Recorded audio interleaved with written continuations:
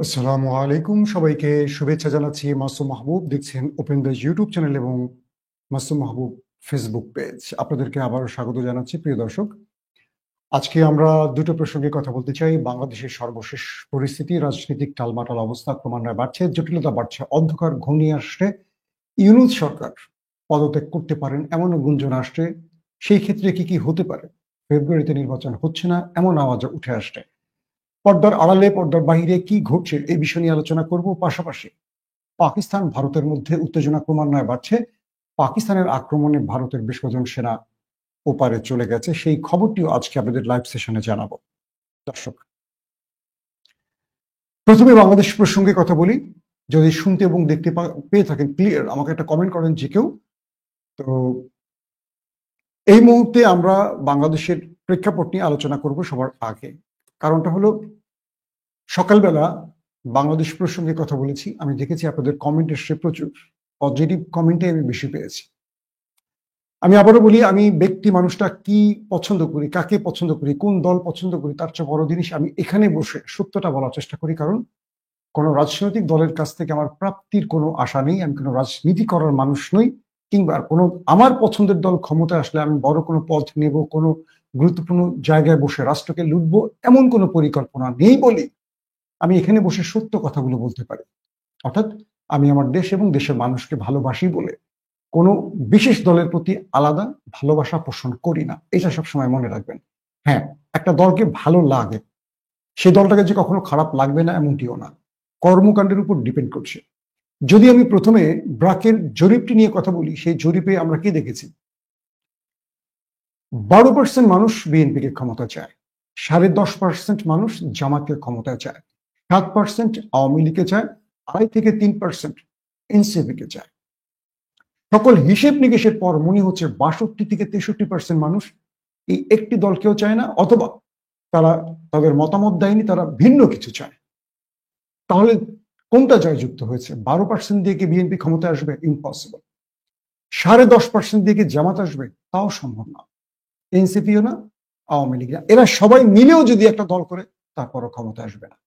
তার মানে বাংলাদেশের মানুষ ভিন্ন কিছু চায়। আসলে ভিন্ন কিছুটা কি, কেন চায়, এটাকে নিয়ে সামান্য একটু যদি আমি আলোচনা করতে চাই, আলোচনাটা হলো এরকম।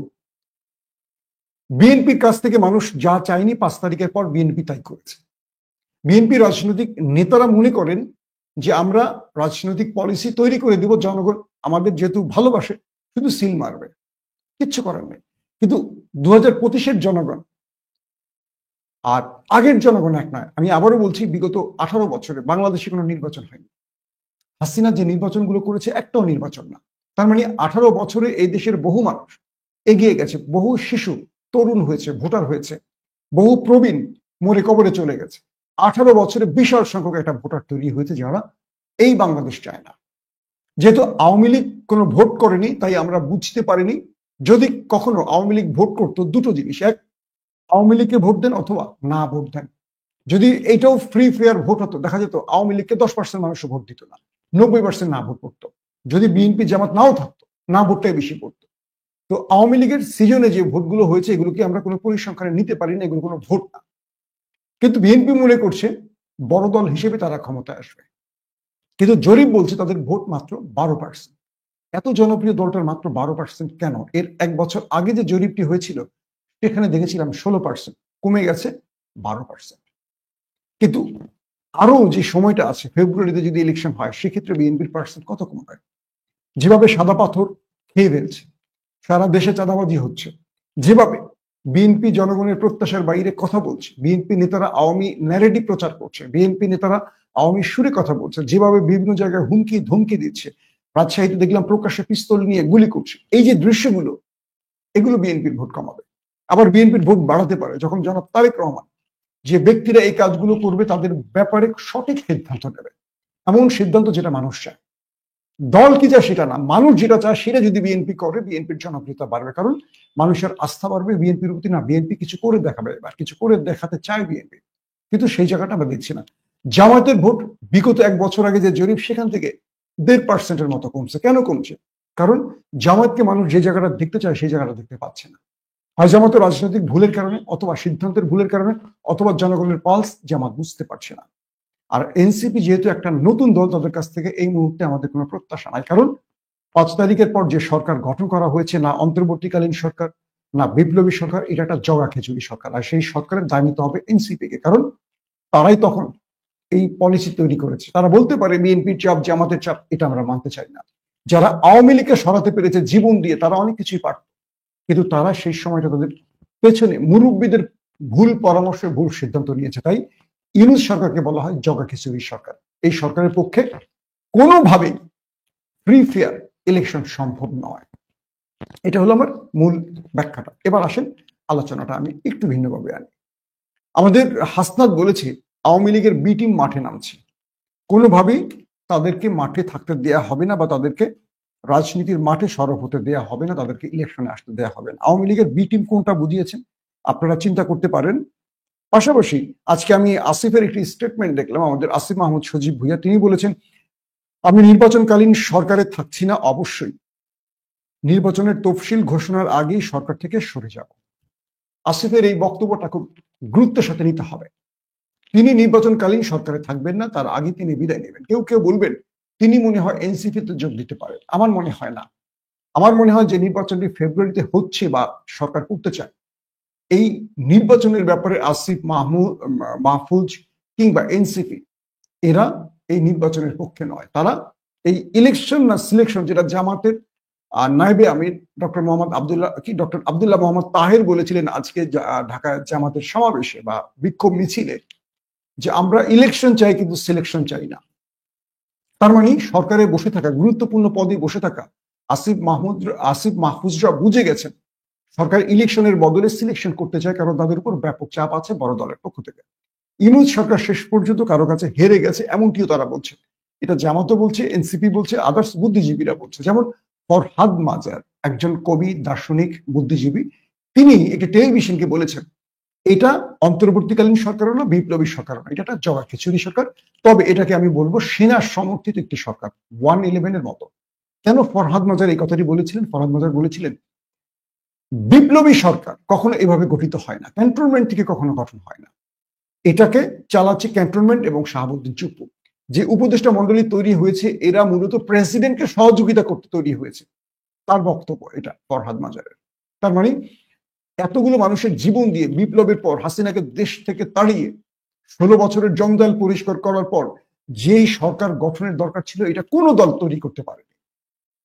আর ইউনূস সরকার যে সরকার গঠন করেছে, এটা সেনা সমর্থিত একটি সরকার, যাদের কাজ বা যাদের নেপথ্যে সেনাবাহিনী তাদেরকে কন্ট্রোল করছে, এবং এই উপদেষ্টা মন্ডলী মূলত প্রেসিডেন্ট চুপ্পুকে সহযোগিতা করার জন্য বসেছে। এটা হলো তাদের ভাষা, কিন্তু এটির কোনো সাংবিধানিক রূপ নেই। কিন্তু জামাতের পক্ষ থেকে যে বিষয়টি বলা হয়েছে, তারা কোনোভাবেই এই নির্বাচন হতে দেবে না যদি ফ্রি ফেয়ার কোনো পজিশন না দেওয়া হয়। আজকে জামাত ঢাকাতে যে বিক্ষোভ করেছে, সেখানে তারা বলেছে জুলাই ঘোষণাপত্র এবং সনদ এটার আইনি ভিত্তি দিতে হবে, এবং রাজনীতি অর্থাৎ ভোটকে ফ্রি ফেয়ার করার কনফার্মেশন তাদেরকে দিতে হবে, নতুবা তারা নির্বাচন করবে না। শুধু করবে না, তারা করতে দেবে না, তারা আঙুল ব্যাখ্যা করবে। এবং তারা বলেছে প্রতিদিনই এখন থেকে আমাদের আন্দোলন দেখবে রাষ্ট্র, আমরা রাস্তায় সরব থাকবো। তার মানে সরকার যে কথাটি বলেছিল যে তারা জুলাই সনদের পাশটি আগামী সরকারের উপর ছেড়ে দিবে, নির্বাচিত সরকার, এটার প্রতি কোনো দল আস্থা রাখতে পারছে না। অর্থাৎ আগামীতে যে সরকারি ক্ষমতা আসে তাদের প্রতি বিশ্বাস রাখতে পারছে না দেশের মানুষ বা বাকি রাজনৈতিক দলগুলো। তাহলে তাহলে ইউনূস সরকারের করণীয় কি? ইউনূস সরকার এই মুহূর্তে সবচেয়ে বড় চাপের মধ্যে আছেন, কারণ তিনি জাতিকে ঘোষণা দিয়েছিলেন তিনি একটি সুন্দর নির্বাচন করতে চান। তিনি বলেছিলেন যে আমি একটি অবাধ সুষ্ঠু নির্বাচন করতে চাই এবং বাংলাদেশের ইতিহাসে স্মরণীয় একটা নির্বাচন করতে চাই। কিন্তু বলা হচ্ছে বিভিন্ন সোশ্যাল মিডিয়াতে, বুদ্ধিজীবীরা বিভিন্ন কলামে, টেলিভিশন টকশোতে যে বক্তব্যটা আসলে বাংলাদেশের ইতিহাসে সবচেয়ে জঘন্য নির্বাচন হতে যাচ্ছে 2026-এ। এখন আপনি আমাকে বলবেন কি করে বুঝলেন যে নির্বাচনের আগে বিভিন্ন জায়গা থেকে বলা হচ্ছে জিহ্বা কেটে ফেলবে, অমুক দলের ভোট দিলে সুস্থভাবে ঘরে ফিরতে পারবে না। এই যে ন্যারেটিভ গুলো প্রচার করা হচ্ছে, এটি হয়তো ব্যক্তিগতভাবে একজন দুজন বলছে, কিন্তু এই ন্যারেটিভটি অনেক বড় ভূমিকা রাখবে। এই ন্যারেটিভ গুলো রাজনীতির মাঠে, ভোটের মাঠে, ফিল্ডে নেতাকর্মীদেরকে উত্তেজিত করবে। নেতাকর্মীরা এই নেতাদের বক্তব্যে উৎসাহিত হয়ে দলকে অনেক বড় ক্ষতিগ্রস্ত করবে। এখন জামাত এই বক্তব্যগুলোকে নিয়ে মাঠে নামবে। অর্থাৎ বিএনপি অনেক তার ভিন্ন মতের বা ভিন্ন দলগুলোকে ন্যারেটিভ তৈরির সুযোগ করে দিচ্ছে। তাদের এই নেতাদের বক্তব্যগুলো বিএনপির বক্তব্য না, বিচ্ছিন্ন নেতাদের বক্তব্য, কিন্তু এই বক্তব্যগুলোই ভিন্ন দলের জন্য ন্যারেটিভ তৈরির সুযোগ পাচ্ছে। আর প্রফেসর ইউনূস যেহেতু এই 1 বছর সময় একটি সংস্কার করতে পারেননি, একটি জুলাই সনদের আইনি ভিত্তি তৈরি করতে পারেনি, সবকিছু পরবর্তী সরকারের উপর চাপিয়ে দিয়ে যাচ্ছে, সেহেতু এইটুকু বলা যাচ্ছে প্রফেসর ইউনূসের প্রতি আর কোনো রাজনৈতিক দলের আস্থা নেই।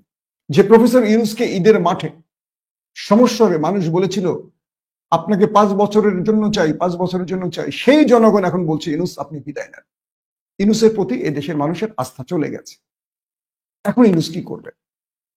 গুঞ্জন আছে ইউনূস সরকারের বহু উপদেষ্টা আছেন যারা পদত্যাগের চিন্তা করছেন। এবং আসিফ মাহমুদের এই বক্তব্যটিকে যদি আমি আবারও বলি, আসিফ মাহমুদের এই বক্তব্যের অর্থ এটা হতে পারে যে নির্বাচনটা ইউনূস সরকার করতে চান, সেই নির্বাচনটা তারা থাকতে চান না। তার মানে এই নির্বাচনের প্রতি যে দেশের মানুষের আস্থা থাকবে না, সেই নির্বাচনের সাজা তারা ভোগ করতে চান না। এটা ইউনূস সরকার পারলে একাই করুক। এবং অনেক উপদেষ্টারা আছেন তারা চলে যাওয়ার পরিকল্পনা করছেন। আবার যদি এই নির্বাচনে এনসিপি, জামাত, চরমনাই, হেফাজত বা আদার্স রাজনৈতিক দলগুলো, এবি পার্টি এরা না আসে, প্রফেসর ইউনূস সেক্ষেত্রে তিনি বিদায় নিয়ে চলে যাবেন, তিনি ইস্তফা দেবেন, কনফার্ম থাকেন। কারণ তিনি সবাইকে যদি এই নির্বাচনে টানতে না পারেন, তিনি নির্বাচন করবেন না। তিনি একটা ওই যে কি বলে, সবাই যখন থাকবে না, আওয়ামী লীগের মতো এককভাবে 154টি আসনে জিতে আওয়ামী লীগ ক্ষমতায় বসবে, এভাবে কোন দলকে বিজয়ী করে ইউনূস সাহেব তার জীবনকে কলঙ্কিত করবেন না। তিনি স্পষ্ট বক্তব্য হলো যদি তিনি সব দলকে আনতে না পারেন, তিনি ইস্তফা দিয়ে চলে যাবেন।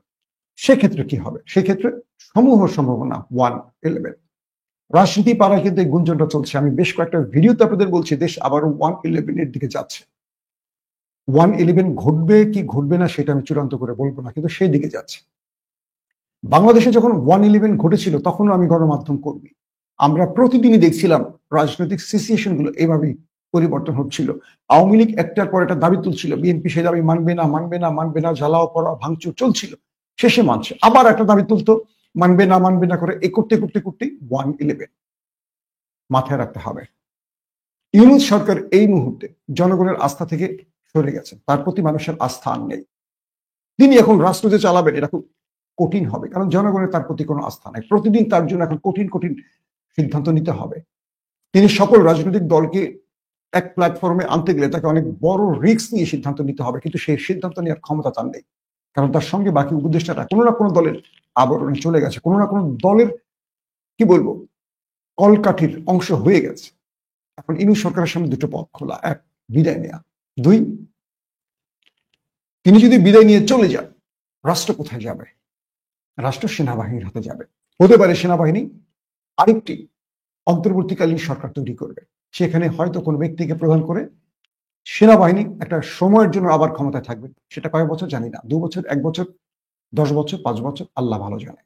কিন্তু যারা দেশটাকে আবারও 1-11 দিকে ঠেলে নিচ্ছে, তাদের প্রধান দাবিদার বা তারা সবচেয়ে বড় দায়ী হবে বাংলাদেশের সবচেয়ে বড় দলটি, যারা জুলাই সনদকে আইনি ভিত্তি দিচ্ছে না, যারা নানান রকম তাদের ক্ষমতা বা বড় দলের অহংকার অনেক কিছুকেই তারা পরোয়া করছে না, কিন্তু তারা এই ভুলের জন্য আবারও মাসুল দেবে, যে ভুলের মাসুল তারা 16 বছর দিয়েছে।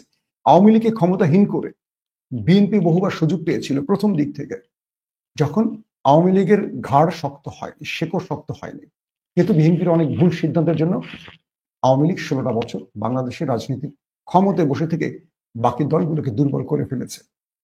এখন একটি বিষয় মনে হচ্ছে, এই সরকার থেকে যে কোনো সময় বের হয়ে যেতে পারে অনেক উপদেষ্টারা, আসিফ মাহফুজ সহ অনেকে। বিএনপির করণীয় কি সেটা বিএনপি ভালো জানে। আজকে জামাত ঢাকাতে যে শোডাউন করেছে, অনেক লোকের সমাগম হয়েছে এবং তারা প্রত্যেকেই একটা ইঙ্গিতই করেছে, এভাবে তারা নির্বাচনে যাবে না। তাহলে এককভাবে নির্বাচন সম্ভব? কিংবা বিএনপি তার মিত্র বামদের নিয়ে নির্বাচন সম্ভব? ইউনূস কি সে নির্বাচন করবেন? এটা সম্ভব নয়। আমাদের জন্য সবচেয়ে আতঙ্কের যে খবর, আবারও আমরা একটা ভয়াবহ দিন দেখতে যাচ্ছি। এখন যে কাজটি সবচেয়ে গুরুত্ব দিয়ে করতে হবে সেটি হলো বিএনপি জামায়াতকে, যে বিপ্লব হয়েছে সেই বিপ্লবের স্টেক হোল্ডারদের বসতে হবে, রাষ্ট্রের স্বার্থে যে সিদ্ধান্ত নেওয়া খুবই জরুরি সেগুলো নিতে হবে। যে দাবিগুলো আসছে, দাবিগুলো জনগণের দাবি কিনা আসছে, তার উপরে টকশো হতে পারে, আলোচনা হতে পারে, সেমিনার সিম্পোজিয়াম হতে পারে, কিন্তু এই আলোচনাগুলো গুরুত্বের আছে। কারণ বিপ্লব কোনো রাজনৈতিক দলের ডাকে হয়, বিপ্লব হয়েছে সাধারণ মানুষের ডাকে, আর বিপ্লবে নেমেছে সাধারণ মানুষরা। হতে পারে দলের নেতা কর্মীরা নেমেছে, কিন্তু এটা কোনো রাজনৈতিক নেতার ডাকে হয়নি। তাহলে 16 বছর এই রাজনৈতিক দল মাঠে থেকে কোনো মানুষকে নামাতে পারেনি নেতাকর্মী ছাড়া।